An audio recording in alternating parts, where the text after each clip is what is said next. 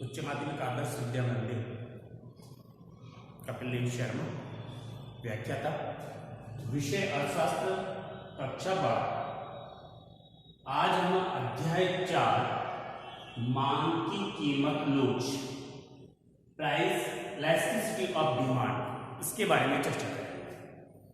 तो देखिए, ये सर्वविदित है कि जब भी बाजार में किसी वस्तु की कीमत में परिवर्तन होता है तो उसकी मांग में परिवर्तन होता है।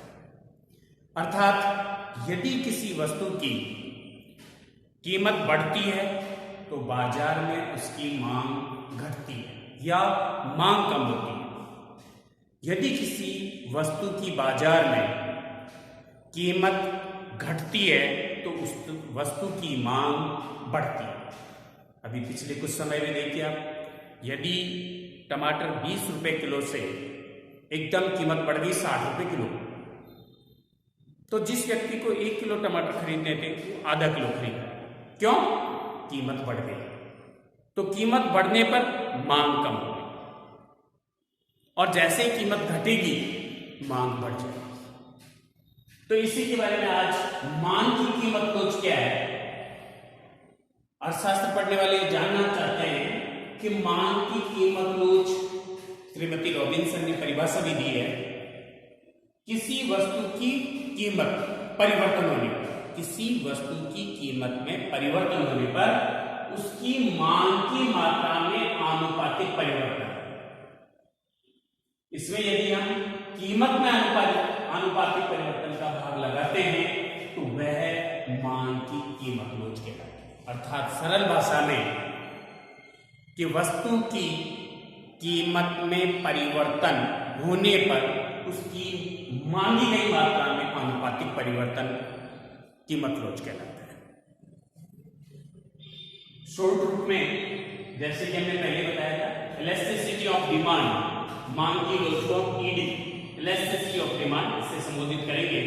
अर्थात क्वांटिटी यानी मात्रा, इसमें कितना परिवर्तन हो रहा है, इसमें हम भाग लगा देंगे प्रारंभिक मात्रा का, और यह बीच में भाग का निशान, प्राइस में कितना परिवर्तन हुआ है अपॉन प्रारंभिक प्राइस यानी प्रारंभिक कीमत। ये इसका ज्ञात करने का फॉर्मूला है जो आगे हम इसमें पढ़ेंगे। अभी वर्तमान में आज जो हम पढ़ने वाले हैं वो है मांग की लोच की श्रेणी। मांग की लोच की श्रेणियां, इनको 5 भागों में बांटा गया है। मांग की लोच की श्रेणियां, इनको 5 भागों में बांटा गया है, और इसमें से प्रतिवर्ष एक प्रश्न आता है। कभी 2 श्रेणियां पूछी जाती है, कभी 1 श्रेणी पूछी जाती है, कभी कहा जाता है कि मांग की लोच की कोई 2 श्रेणियों का वर्णन कीजिए। तो यदि हमारे याद करने का जो मेथड है वो ग्राफ मेथड सबसे उत्तम है। आप यदि ग्राफ के माध्यम से समझ जाते हैं तो आपको ये आसानी से समझ में आएगा।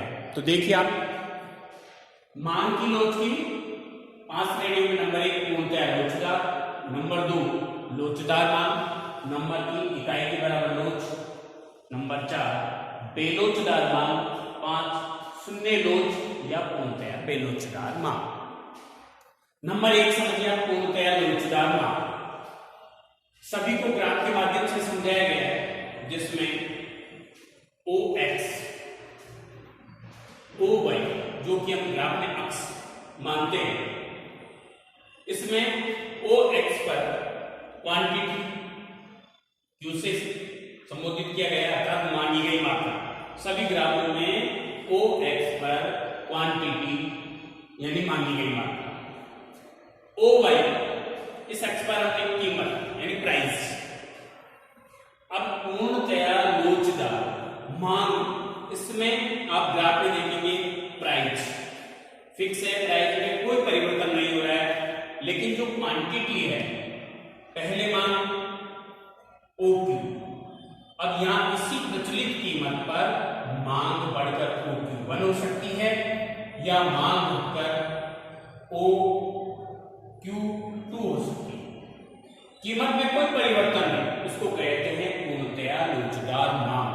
कीमत में बिना किसी परिवर्तन के मांगी गई मात्रा में वृद्धि या कमी होना पूर्णतया लोचदार मांग कहलाता है। इसमें आप डिमांड का रेखा है वो देखिए, बिल्कुल ओ एक्स के पैरेलल चल रही है, यानी कीमत में कोई परिवर्तन नहीं, लेकिन मांगी गई मात्रा में वृद्धि या कमी हो सकती है, जो इस निशान से आपको बताया।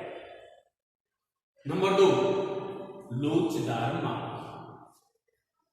लोचदार मांग में आप देखेंगे कि यहां प्रचलित जो कीमत है ओपी, इस ओपी से जैसे ही थोड़ी सी कीमत घटती है OP1, जैसे ही थोड़ी सी कीमत घटती है तो मांगी गई मात्रा OQ से बढ़कर OQ1, ये निशान के द्वारा, एरो के द्वारा बताया गया है कि मांग की मात्रा में बहुत अधिक परिवर्तन होता है। ये डिमांड का R से S पर पहुंच जाता है, अर्थात कीमत में थोड़ा सा परिवर्तन होने पर मांग की मात्रा में बहुत अधिक परिवर्तन होना लोचदार मांग कहलाता है, और हम इसको इलास्टिक डिमांड, ये इकाई से अधिक है, ऐसा ऐसे हम संबोधित करते हैं। आगे देखिए नंबर 3, इकाई के बराबर लोच। इकाई के बराबर लोच अर्थात आप ग्राफ के माध्यम से देखिए कि कीमत जो प्राइस ओपी, इससे जैसे ही कीमत ओपी से घटकर OP1 हो जाती है कीमत, तो मांगी गई मात्रा OQ से बढ़कर OQ1, अर्थात जितनी कीमत कम होती है उसके बराबर मांग की मात्रा बढ़ जाती है।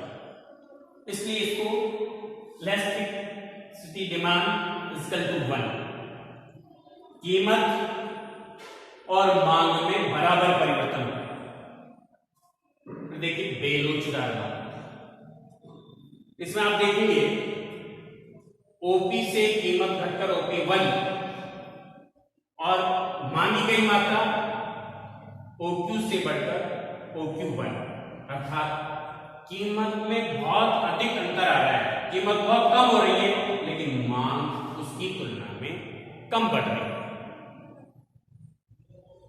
तो यह है बेलोचदार, शून्य लोच या पूर्णतया बेलोचदार मांग। इसमें आप देखेंगे ओपी से कीमत OP1 बढ़ रही है और OP2 कीमत कम हो रही है, दोनों एरो के निशान से दिखाया है। प्रचलित कीमत से कीमत बढ़ने पर या कीमत घटने पर मांग में कोई परिवर्तन नहीं है, डिमांड। OQ, मांग समान रहती है चाहे उसमें कीमत बढ़े या कीमत घटे। तो आप देखेंगे इसमें कि पूर्णतया लोचदार, इसमें प्राइस स्थिर है, और पूर्णतया बेलोचदार, इसमें प्राइस घटती है बढ़ती है लेकिन मांग फिक्स है। ऐसे ही आप इसमें देखेंगे लोचदार और बेलोचदार। लोचदार में प्राइस बहुत कम घटती है और मांग की मात्रा बढ़ती है। इसके विपरीत आप बेलोचदार मांग में देखेंगे प्राइस बहुत अधिक कम हो रही है लेकिन मांग की मात्रा कम। ये विपरीत है एक दूसरे, और यहां पर बराबर जितनी मात्रा, प्राइस जितनी मात्रा में घट रही है उतनी मात्रा में मांग बढ़ रही है, क्वांटिटी बढ़ रही है। ये बराबर है, जितनी कीमत में परिवर्तन हो रहा है उसी बराबर मात्रा में मांगी गई मात्रा में परिवर्तन हो रहा है। तो ये है मांग की लोच की 5 श्रेणियां, जिनको आप इन ग्राफ के माध्यम से आसानी से पढ़ सकते हैं, याद कर सकते हैं। इसी के साथ साथ आप देखेंगे कि ये जो मांग की कीमत लोच को मापने की जो विधियां हैं, इसकी मापने की जो विधियां वो 2 विधियां हैं। एक है प्रतिशत विधि या आनुपातिक विधि। उस प्रतिशत विधि या आनुपातिक विधि का आप यह सूत्र भी लगा सकते हैं, या इस सूत्र को हम आगे हल करते हैं इलास्टिक डिमांड। तो यहां पर क्वांटिटी में परिवर्तन अपॉन प्राइस में परिवर्तन मल्टीप्लाई प्रारंभिक प्राइस और प्रारंभिक क्वांटिटी, इस सूत्र से भी हल किया जा सकता है और इस सूत्र से भी हल किया जा सकता है। ये आनुपातिक प्रतिशत विधि कहलाती है, आनुपातिक या प्रतिशत विधि कहलाती है।